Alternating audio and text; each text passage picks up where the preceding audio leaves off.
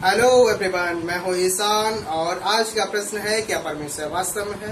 Well, आइए इसका उत्तर हम जानते हैं कि परमेश्वर वास्तविक है क्योंकि उसने अपने आप को हम पर 3 तरीकों में प्रकट किया है। फर्स्ट, सृष्टि में, सेकंड, अपने वचन में और थर्ड, अपना प्रभु यीशु मसीह में। परमेश्वर के अस्तित्व का सर्वाधिक मौलिक प्रमाण साधारण रूप से वह है जो उसने बनाया। रोमियो 1:20 में लिखा है, क्योंकि उसके अनदेखे गुण अर्थात उसकी सनातन सामर्थ्य और परमेश्वरत्व जगत की सृष्टि के समय से उसके कामों के द्वारा देखने में आते हैं, यहाँ तक कि वे निरंतर हैं। और भजन संहिता 19:1 में लिखा है, आकाश ईश्वर की महिमा का वर्णन कर रहा है और आकाश मंडल उसकी हस्तकला को प्रकट कर रहा है। यदि आपको मैदान के बीच में पड़ी हुई एक कलाई घड़ी मिल जाए तो आप ये मान लेंगे कि वह सहसा प्रकट हो गई है या वह हमेशा से ही वहीं अस्तित्व में पड़ी थी। घड़ी के ढांचे पर आधारित होकर आप मान लेंगे कि इसका एक डिजाइनर या खाकाकार था, परंतु इसके कहीं अधिक सर्वोत्तम खाका और कार्यशुद्धता हमारे आसपास के संसार में पाई जाती है। हमारे समय का माप कलाई पर बंधी घड़ी पर आधारित नहीं है, बल्कि ईश्वर के हाथों में है। पृथ्वी का निरंतर गति करना और सीजियम के 133 अणु पर रेडियोधर्मी गुणों का होना ब्रह्मांड महान ढांचे को प्रदर्शित करता है और ये बात इसके महान खाकाकार के होने के सिद्ध करती है। यदि आपको कूट भाषा का कोई संदेश मिलता है तो आप इसके संकेतों को तोड़कर पढ़ने का प्रयास करते हैं। आपका अनुमान यही होगा कि संदेश को भेजने वाला कोई बुद्धिमान व्यक्ति है, ऐसा जन जिसने इस कूट संकेत की रचना की है। डीएनए अर्थात आनुवंशिकीय कूट संकेत कितने जटिल होते हैं, जिन्हें हम अपने शरीर की प्रत्येक कोशिका में धारण किए रहते हैं।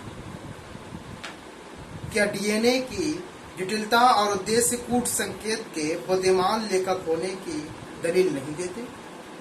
परमेश्वर ने न केवल एक जटिल और अंत में आपस में तालमेल आधारित भौतिक संसार बनाया, उसने प्रत्येक मनुष्य के हृदय में अनादि अनंत काल के ज्ञान को भी उत्पन्न किया है। सपोपदेशक 3:1 कहता है, मानव जाति में एक जन्मजात बोध है कि जीवन में आंख द्वारा देखे जाने से भी कहीं अधिक कुछ है। यह इन सांसारिक नित्य कर्मों से भी ऊंचा और अस्तित्व है। अनादि अनंत काल का हमारा ज्ञान स्वयं को कम से कम 2 तरह से प्रकट करता है, व्यवस्था को बनाना तथा आराधना।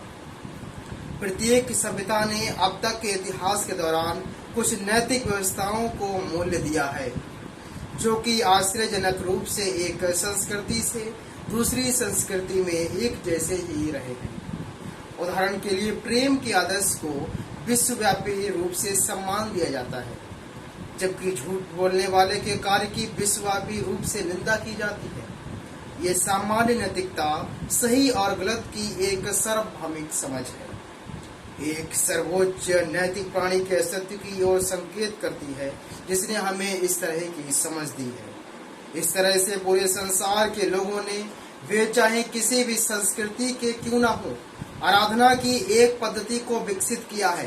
आराधना को उद्देश्य से भिन्न हो सकता है, परंतु मानव होने के कारण एक उच्च सामर्थ्य का अनुभव अस्वीकार नहीं किए जाने का एक हिस्सा है। आराधना का हमारा ये स्वभाव इस तथ्य से मेल खाता है कि परमेश्वर ने हमें अपने स्वरूप के अनुसार उत्पन्न किया है।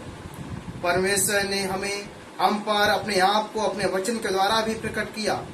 धर्मशास्त्र में आरंभ से अंत तक परमेश्वर के अस्तित्व को स्वयं प्रमाणित तथा तथ्य के रूप में निपटारा किया गया है।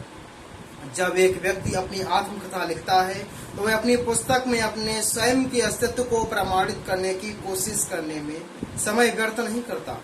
इसी तरह बाइबल के जीवन परिवर्तन के स्वभाव, इसकी निष्ठा और इसके आश्रय कर्म जो लेखों के साथ ही आते हैं, एक नजदीकी दृष्टि को पाने के अधिकार के लिए पर्याप्त होनी चाहिए।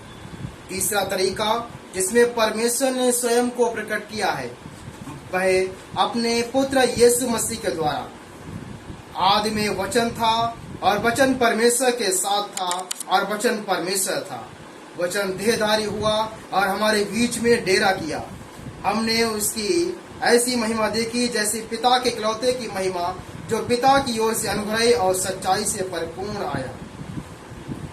यीशु के अद्भुत जीवन में उसने संपूर्ण पुरानी व्यवस्था को पूर्णता से माना और मसीह के संबंध में की गई भविष्यवाणी को पूरा किया। अपने संदेश की प्रामाणिकता सिद्ध करने और अपने प्रभु होने की गवाही के लिए उसने दया के अनगिनत कार्य और सार्वजनिक रूप से आश्चर्य कर्मों को किया। फिर उसने अपने क्रूस पर चढ़ाए जाने के 3 दिन बाद वह मुर्दों में से जी उठा। ये एक ऐसी सच्चाई जिसकी पुष्टि सैकड़ों चश्मदीद गवाहों ने की। ऐतिहासिक अभिलेख इस प्रमाण से भरा है कि यीशु कौन है। जैसा कि प्रेरित पौलुस ने कहा है, ये घटना तो कोने में नहीं हुई। हम जानते हैं कि संदेशी हमेशा ही रहेंगे जिनके पास परमेश्वर के विषय में अपने स्वयं के अनेकों विचार होंगे और वे प्रमाण को उसी के अनुसार पढ़ेंगे। और कुछ ऐसे भी होंगे जिनको किसी भी तरह के प्रमाण संतुष्ट नहीं कर सकते। ये सब कुछ केवल विश्वास के द्वारा ही आता है। तो क्या आप विश्वास करते हैं कि परमेश्वर वास्तव में है?